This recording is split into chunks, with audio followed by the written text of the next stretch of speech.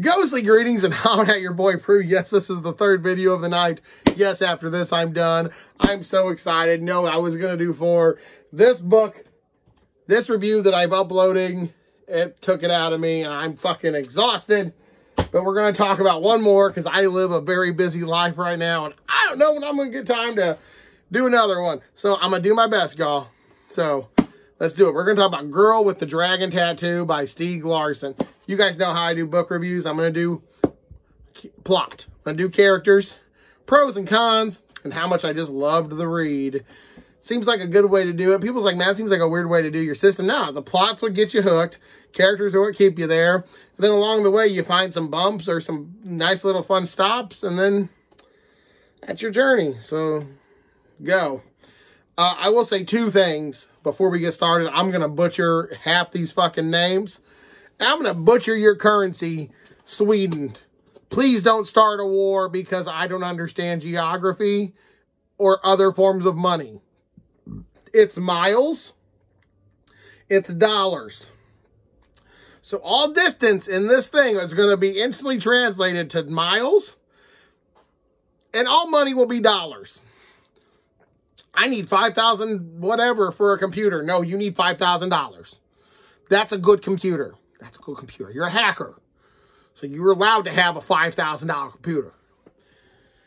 But I didn't get the money. So if no one be offended. So if you're going to get offended by that or like, oh, fucking Prue doesn't know what he's talking about. This is Stieg Larsson's Girl with the Dragon Tattoo. I'm going to give it a B. The second B I've given all really positive reviews. All three of these books are awesome. This is a B. I'll get into why. But if you don't want to see spoilers or don't want to hear me butchering people's names or the amount of currency, let's go with it. All right, plot. So the main character is named Blomquist. And I do not remember his first name. Hold on, my book is, it doesn't matter. Blomquist is his last name. That's what I'm calling him. And, Elizabeth Salander is the main female lead. She is the girl with the dragon tattoo.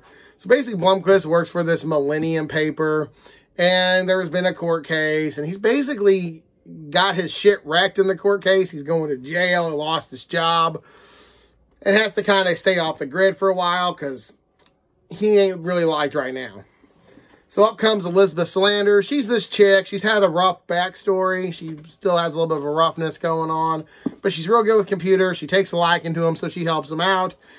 While Blomquist is away, there's this old guy who runs a newspaper, magazine, has a little small building. He's retired.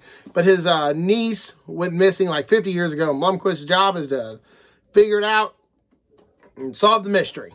That's the plot. So plot, you know what? I thought that was original as shit. Now looking back on it, it's not that original, but still pretty good. I'm giving that a B.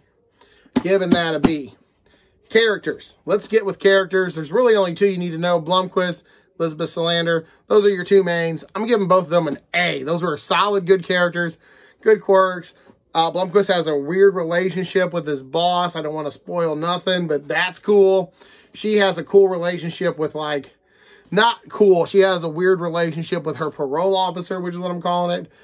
They were both, he was not a good dude, but he was a good character. I really liked him. You know what I mean. He was a good bad guy. He was a good Umbridge. Y'all saw the movie. Y'all know what happened with that guy. So characters, again, I'm going to give that an A. The main characters were great, and side characters were more than just a quirk. They were actually detailed side characters. Actually, a chunk of this book is exploring side characters that you really don't ever really go back to, which is cool because it's set up the way things are. Normally, I don't like that, but this hit home with that. Pros and cons. Let's get into pros and cons. Pros. The character was great. The plot was pretty interesting. It kept you interested. Like I was reading, I did this audio and physical, which is the way I like to read. But it kept you interested. So when you finish a chapter, it definitely had that, oh, one more chapter mentality. I have to know what's going on, you know, back in time, back in the 50s when this girl vanished. And then I also need to know what's going on now with Blomquist and his thing. And Blomquist, Wagner. Blomquist.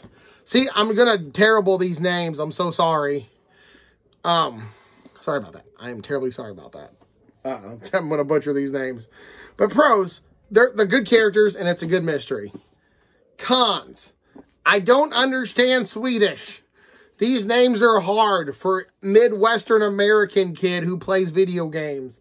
So the translation to this definitely, whoever translated this did a phenomenal job. And I know that I'm not saying that, but when I'm trying to pronounce some of this stuff in my head, and then I hear it on audiobook, and it's completely different the way I did it.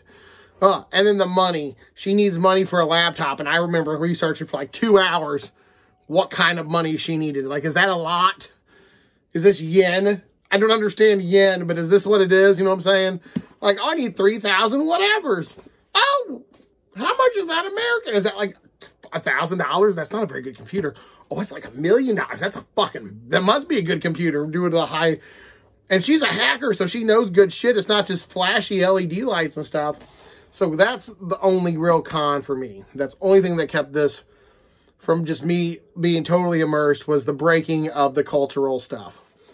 I didn't understand all of it. Not on the author, not on the translator. That's on my ass for not understanding it. However, I assume I'm not the only one. So they could have, when they edited this book, say, how about we just say $3,000? I don't even know if that's right. I'm just going with that on top of my head. From now on, whenever someone needs money in a different form, I'm just going to assume it's $3,000 American. You know, can I borrow like 18 pesos? I don't got $3,000. Shit. There you go. So, pros, cons, journey. Let's do journey. How did I love the book? Oh, I love the journey.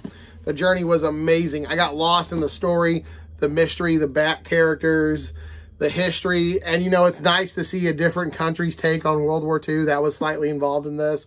So that was awesome. And the journey was amazing. I give the journey an A. So, Prue, now you're thinking, you just said that book was going to be a B when you started. It sounds more like an A book. It's more like a B+ book. I will say that the parts that broke immersion were good. And I don't like the time skippy stuff because you're in the past, and you're in the future, then you're in the past, then you're present, you know, past and present, past and present.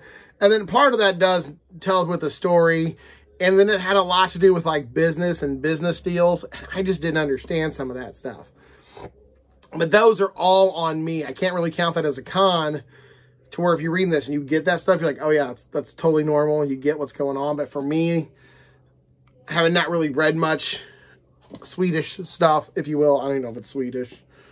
Just assuming Swedish. God, it's so racist. But just assuming this Northern Icelandic, whatever it is. Europe! Somewhere in Europe! This makes sense, and I didn't understand it in America. That's not on the book. That's not on the author. That's on my ass. But it did break my immersion. So that's why I'm going to give Girl with the Dragon Tattoo a B+. If you can get through some of those immersion breaks, you're solid. If you're going to be like me, though, you're going to get confused on parts and have to hit Google. Which, if you're at the Googling stuff, oh, it's late. I'm reading. It's late. I don't know how much that is. Hold on. Bookmark. Get my laptop, my phone, Google, whatever. I don't feel like reading anymore because I'm already up. Watch TV or whatever. But that was just me. But Girl with the Dragon Tattoo, a B+. Solid. Fun read. It wasn't terrible. However, some immersion breaks. But it's been your boy Prue. Stay creepy. I know you're thinking, Prue, this video wasn't the best. It was a little all over the place. It's very tired. I've already filmed 3 tonight.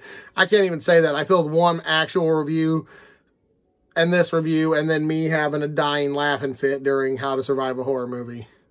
Cool beans. All right, up next. All right, Boy Prue, stay creepy. I'm just leaving that in. I'm so tired. Thanks for watching.